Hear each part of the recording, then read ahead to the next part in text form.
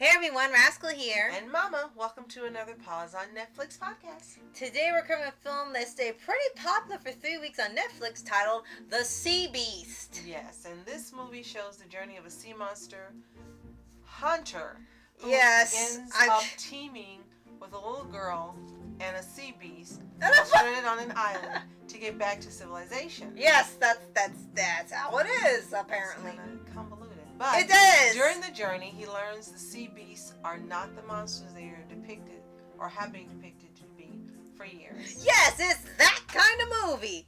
And before we start, be sure to like, subscribe, notification bell on future podcasts and all the pause videos. All I could think when I saw this was How to Train Your Dragon. Yes, and that seemed to be all I ever heard before we watched the film. They said it's just How to Train Your Dragon, or as they call it, How to Train Your Sea Beast. Yeah. And at first, it's like, well, how did they get that? Till we watched it, and it's almost beat for beat for How to Train Your Dragon. It's just instead of dragons, it's sea monsters. And unfortunately, not really creatively drawn sea beasts. I think the first one that got me to thinking we're not going to see any real sea monsters is the first one was a giant seahorse. Yeah. And from there it just went downhill as to, it was like watching Sun and Moon Pokemon with the uncreative Pokemon. I'm sorry, guys. It was like watching that season where you had sand. And you had rock. And you had lamp. Yeah, it was like that. It's like a seahorse. First of all, a giant seahorse then isn't a sea monster. It's maybe it got nuked or something. Right? And then you kept having these animals that are normal sea creatures. They were giant, maybe had a little strange coloring. Yeah. And they called them sea beasts. Right. And that kind of ruined the effect of thinking, hey, we're going to get to see some creative sea monsters. Hey, I would have even preferred seeing Godzilla. Right. That would have been interesting, right? So. And even the Red Bluster, which is the sea beast is the titular one, in here isn't really all that creative. And all I thought of is the dragon from Shrek. Yeah, right. It's like they combine Toothless with that dragon, and they combine. And yes, this sea beast, the Red Bluster, instead of the Night Fury, is a girl. So it kind of knows where it's going from there. The difference was Toothless was kind of like ended up being sort of Hiccup's companion and pet. Here, the sea beast was like an arrogant lady. I am not kidding you. That is how the sea beast comes off as, and she's a little more intelligent than the other monsters on the island. Like, I have a feeling this is a little biased in terms of writing, and I believe that it was written by a woman, but it's directed by Chris Williams.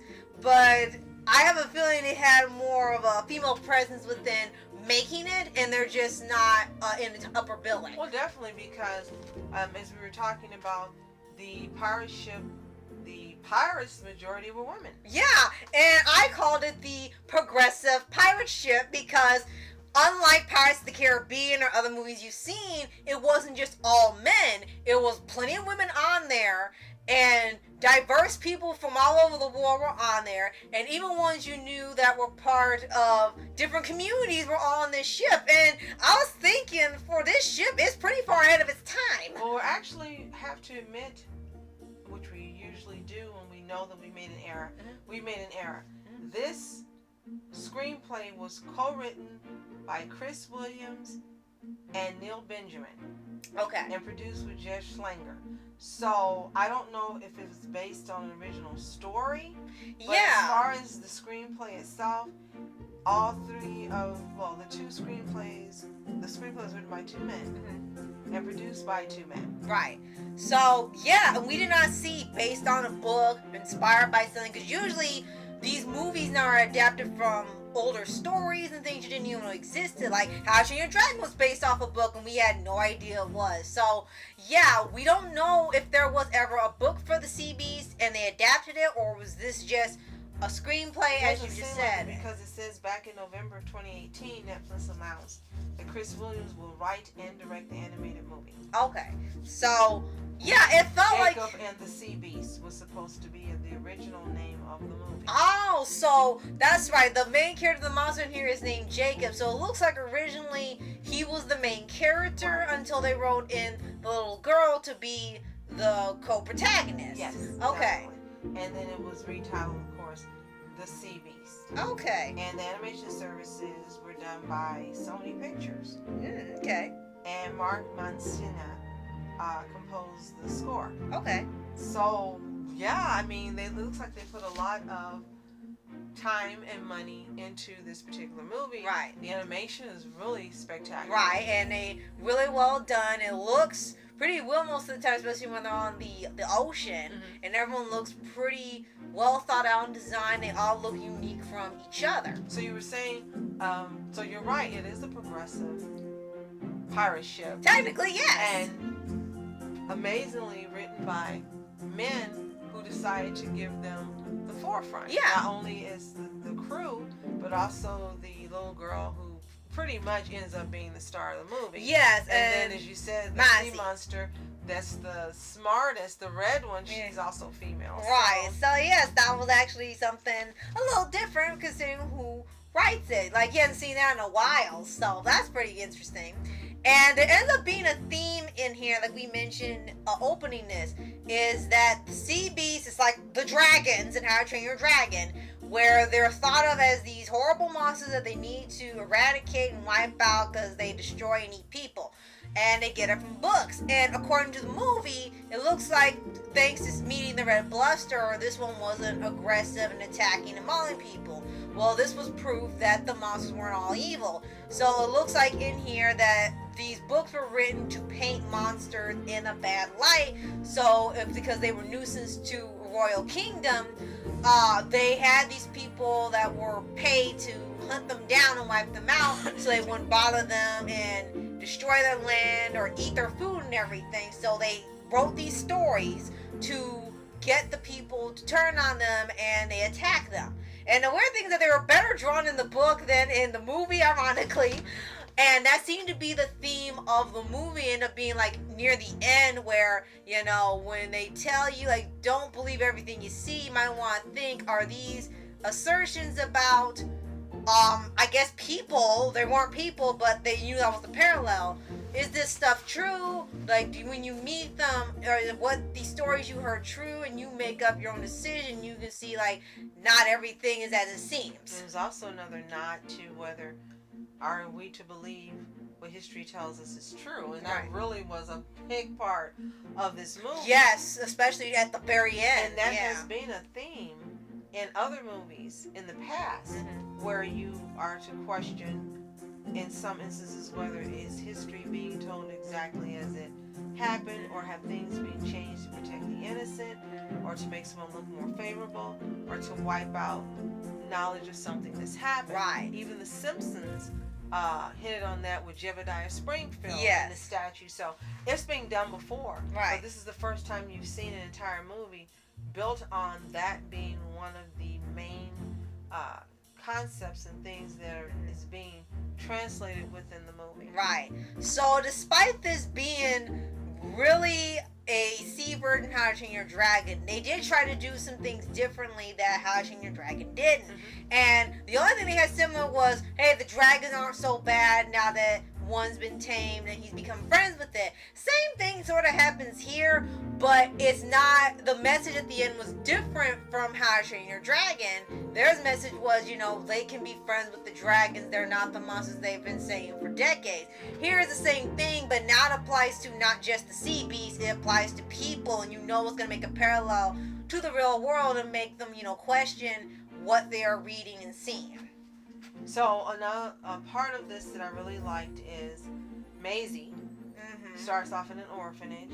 She's like, I'm out of this. I gotta go. And it was almost kind of like the Annie remake.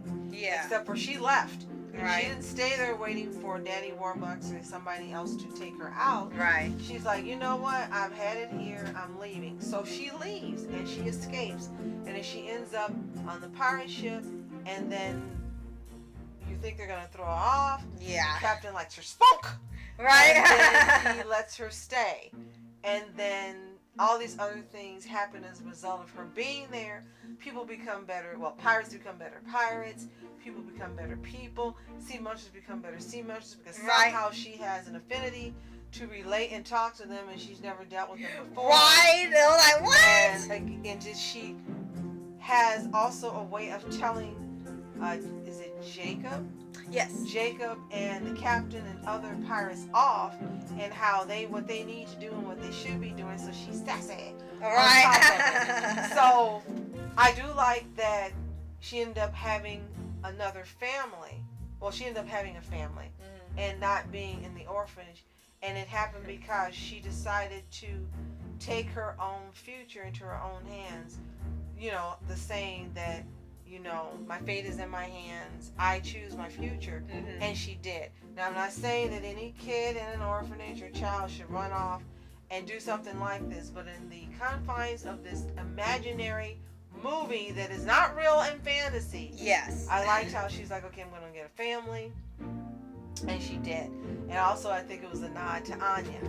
I'm a good bargain! Yeah, I did sort of think that too, watching it. So, yeah, despite this being really a Seaver and How to Train Your Dragon, it did enough things to where, you know, this was a still different movie. It wasn't just copy-paste, which we have seen. They have a copy-paste movie there, and it's kind of ridiculous. But here they made it different enough to where, like, you have to look past that. You have to look past that to get the actual movie. Now, the voice cast, we're not really familiar with a lot of them. If some of you are, let us know in the comments below. The main one we're familiar with, two I should say, is Max Middleman, who had a small role as a young sailor, and Dan Stevens is Admiral Eric Hornigold, who you guys will know for being Charlemagne in Kipo. Yeah. And I know from live acting jobs. But we had Carl Urban as Jacob, Zaris Angel Hator as Maisie Brumble, Jared Harris as Captain James Crow, Marion Jean-Baptiste, Benjamin Plessala. These are people we really aren't familiar with. Ian Mercer, I wonder if he's related to Matthew. Me too. But these aren't people we really are familiar with. Yeah. But they did a great job in portraying the characters. Yes, have to say, no one sounded unconvincing or unbelievable. So, if you have seen CBs on How to Train Your Dragon and you think there's similarities, let us know in the comments below. Do you think there should be a sequel? Would you like to see a sequel? Do you know if this is based on a book or some other work and the screenplay was written? Let us know that in the comments below as well. If you have not seen the CBs, it's available exclusively on Netflix to stream. Give it a watch, come back and let us know what you think. Right. If you haven't already, subscribe for updates and weekly videos on your favorite anime, series, animated shows, and all things animation. Absolutely. So, thank you so much for watching. I'm Mask Entertainment. And I'm Mom Entertainment. Have a fantastic day. Peace.